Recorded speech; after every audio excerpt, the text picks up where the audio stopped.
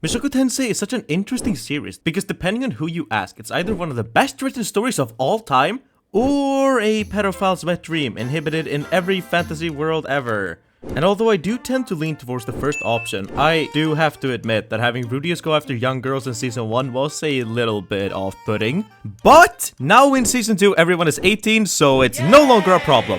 Yep, everyone is an adult, kinda, and is completely capable of making their own decisions without regard to how weird it is to have a mentally 40-year-old man swooming over 5-year-old children, because now everyone is an adult and we can ignore Rudy's mental age. Wait, what's grooming? Okay, weird age-related situations aside, I do find the topic of romance in Mushoku Tensei very interesting, as it's one area where Rudy really doesn't get any help from his former life's experiences. He is just as new to real romance as everyone else, and it's one of the few times where we actually get to see him act his age. His new age. It also helps that the show itself puts a lot of focus on romance. In fact, I would argue that the entirety of season 2 so far has been all about romance. First on the effect that Rudeus' failed romance with Eris had, and then later on building up a romance with Sylphie, and honestly, it makes sense. Romance is a powerful thing and can be extremely damaging when treated carelessly, as we see with Rudeus and Eris. Eris inviting Rudeus in and then ditching him without so much as a word mentally crushed him, and speaking as someone who has been through a similar heartbreak, I can relate towards those feelings of self-hatred and crushing sadness that Eris inflicted upon Rudeus. But then, Rudy got lucky. Rudeus' status as main character means that he always has to have at least one other romantic option open, and it just so happens that said romantic option is currently cosplaying as a mute twink over at his new boarding school. Lucky bastard. And then at said boarding school, we get to see a beautiful relationship start sprouting from Rudy and Sylphie. We see them work together, laugh together. We see how they are actually quite similar in a lot of ways, and that they are always willing to be there for each other, regardless of what the situation entails. And when the cards are all on the table, we see them accept each other completely and fully, and we finally get to see them get together. This is truly an incredibly sweet thing to watch, and watching Rudeus' character develop alongside this relationship with Sylphie was absolutely fantastic. Well, except for one thing. You see, there is a problem with Rudeus' and Sylphie's relationship. Because, you see, even though they are absolutely adorable, they are also absolutely boring. Yeah, sorry, but that's the truth, Jimbo. Sylphie and Rudeus are extremely boring as a couple, and the reason for that is Sylphie herself. Listen, I like the childhood friend trope as much as the next guy. Okay, maybe a little less than the next guy. But I can still find enjoyment in it, as long as the aforementioned childhood friend is actually an interesting character, or develops at all, which Sylphie just isn't. No, seriously, name one distinct character trait from Sylphie other than the fact that she likes Rudeus. It's hard, right? Because for the entirety of season 2, Sylphie's entire character has been that she has a crush on Rudeus. No, actually, I take that back. It's not a crush. It's an obsession with Rudeus. Seriously, every time we see Sylphie, she's either thinking about what Rudeus is doing, or what Rudy would do in a situation, or how many kids Rudeus wants, or how large Rudeus' dick is. Point is, she is horny for Rudeus, and that's about it.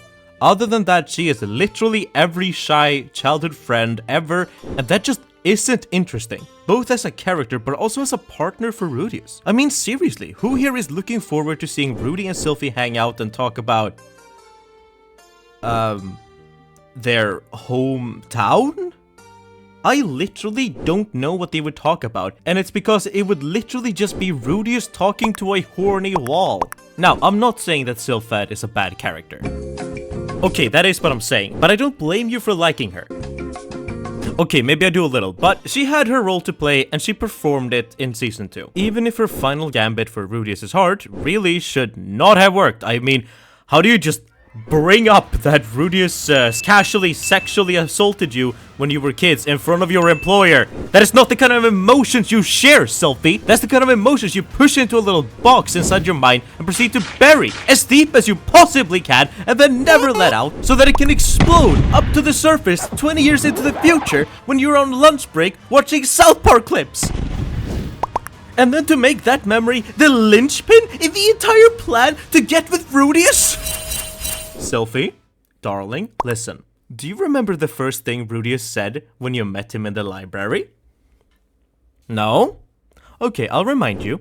He said, I am currently researching teleportation magic because I lost my mom and childhood friend in a mass teleportation. Now, as Rudius's literal only childhood friend from Boina Village, how come you don't just come out and say, hello, it is me, Sylphie, the person you were looking for, but instead went and brought him through a journey of your own messed up trauma that you for some reason glorify and make Rudius, who has come such a long way from his past gropey self, undress you in a cave? I'll give you this, Sylphie. You're not just obsessed with Rudius. You're also stupid. But if not Sylphie, then who? Well, I think Rudius deserves someone better.